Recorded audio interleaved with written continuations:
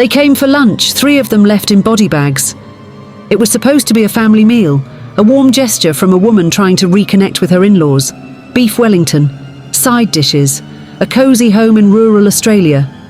But the guests never walked out alive. 2 of Erin Patterson's former in-laws, 1 local pastor's wife, all poisoned, and the only surviving guest still clinging to life in the ICU. The culprit, police said, wasn't a gun, wasn't a knife. It was mushrooms, death caps, one of the deadliest fungi on Earth. Just 1 bite can shut down the liver.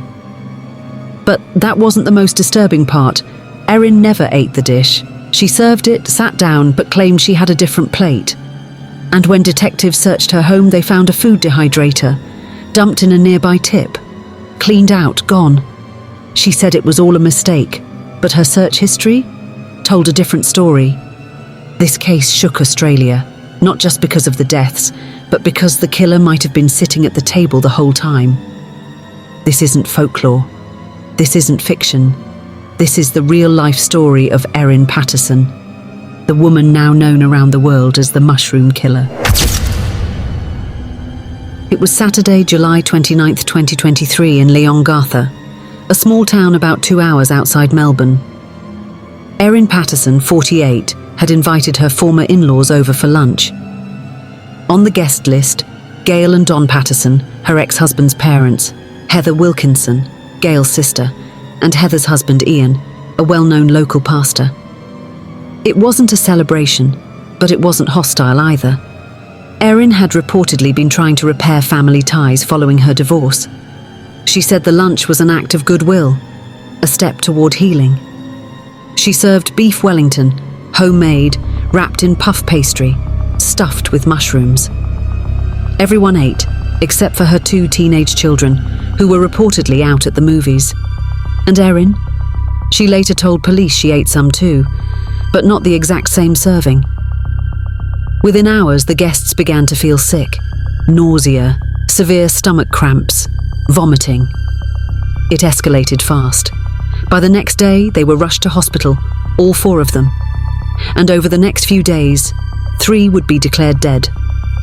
Gail Patterson, dead. Don Patterson, dead. Heather Wilkinson, dead.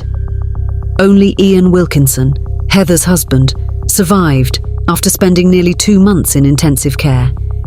He needed a liver transplant, and at one point, doctors didn't think he'd make it. As the public grieved, the questions began to mount. What happened? Was it an accident? And how could 3 people die after just 1 homemade meal? All signs pointed to mushroom poisoning, specifically Amanita phalloides, the death cap, one of the deadliest mushrooms in the world, and extremely rare in household kitchens unless it's picked wild or added intentionally. Now all eyes turned to Erin Patterson, because she didn't just cook the meal, she served it, she watched the meat, and somehow she walked away unharmed. Erin Patterson wasn't a stranger to the victims. She had once called them family. She was married to their son, Simon Patterson, though they had separated years earlier. In the early hours of the investigation, she told reporters and police that it was all a tragic mistake.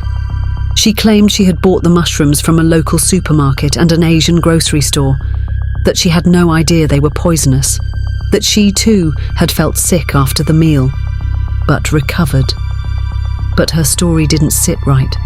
Forensic testing confirmed that the victims had ingested death cap mushrooms, a type so toxic, even a few bites can be lethal. And here's the problem. Death caps don't show up in store-bought mushroom mixes. They're wild.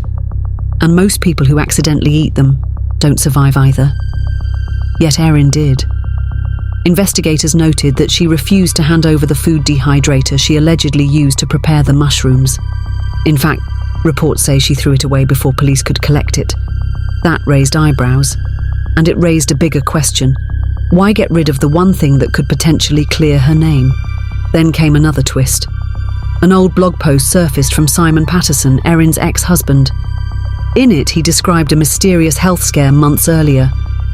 He had collapsed unexpectedly, spent time in the ICU, his organs had started shutting down. Doctors couldn't explain why. That incident? It happened after a meal Erin had cooked. Suddenly, this wasn't about one lunch. It was about a pattern, and the pattern was disturbing. Still, Erin insisted she was innocent. She called the deaths absolutely heartbreaking and claimed she loved her former in-laws. She even told reporters, "I didn't do anything. I loved them, and I'm devastated they're gone."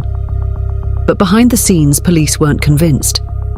They continued quietly gathering evidence, interviews, surveillance, receipts.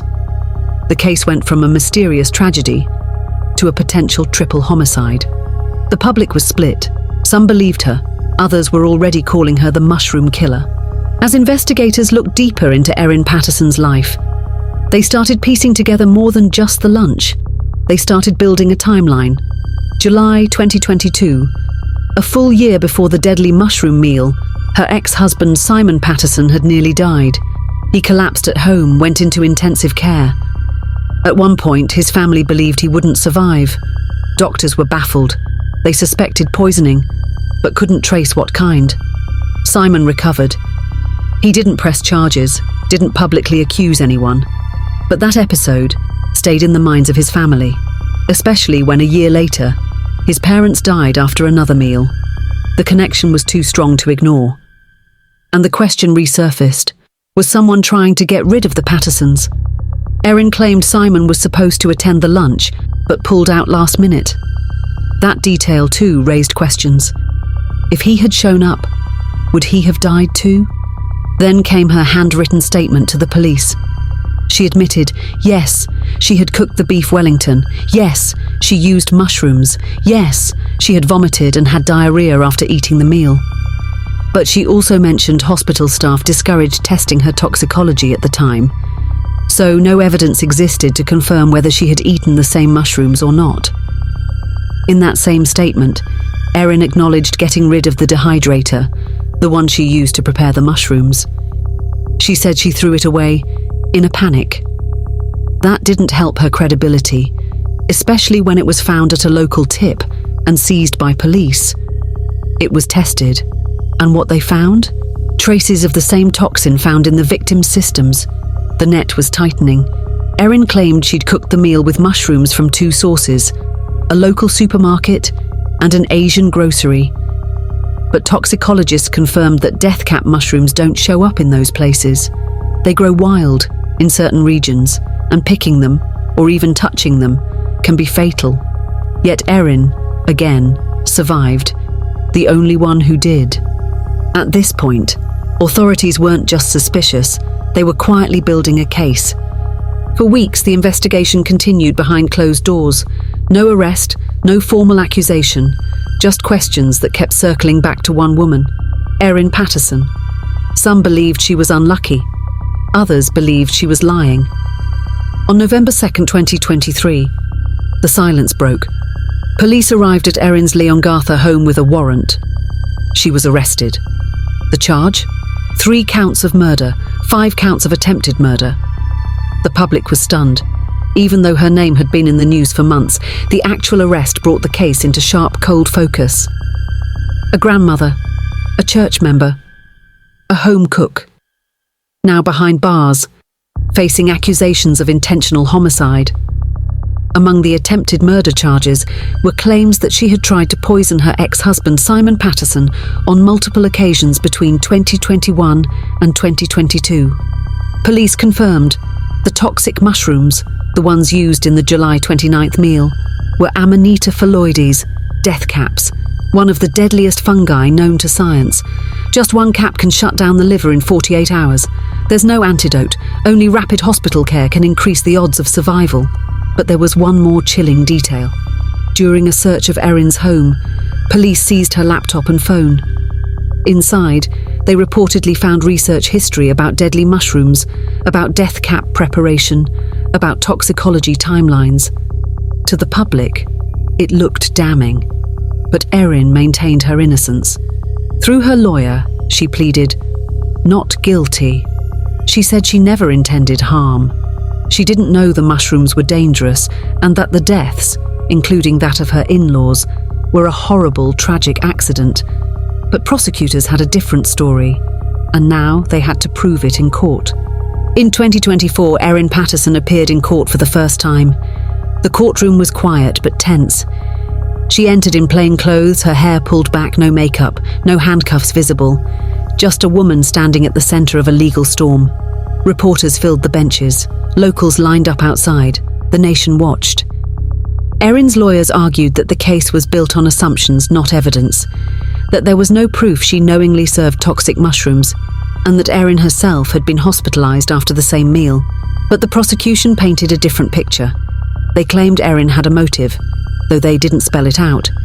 They emphasized her internet search history, her prior issues with her ex-husband, and the fact that she did not eat the same meal as the victims, even though she claimed she did. One of the most powerful moments came when the detective on the case was questioned. "Do you believe this was premeditated?" His answer was brief, "Yes." But court documents also revealed contradictions in Erin's own statements. She had changed her story more than once, first saying she used store-bought mushrooms, then wild ones, then saying she couldn't remember where they came from. She'd initially told police she threw out the dehydrator used to prepare the mushrooms, but later police found it during a search, hidden in a storage unit. For prosecutors, these inconsistencies were central. They believed Erin knew what she was doing, and she tried to cover it up.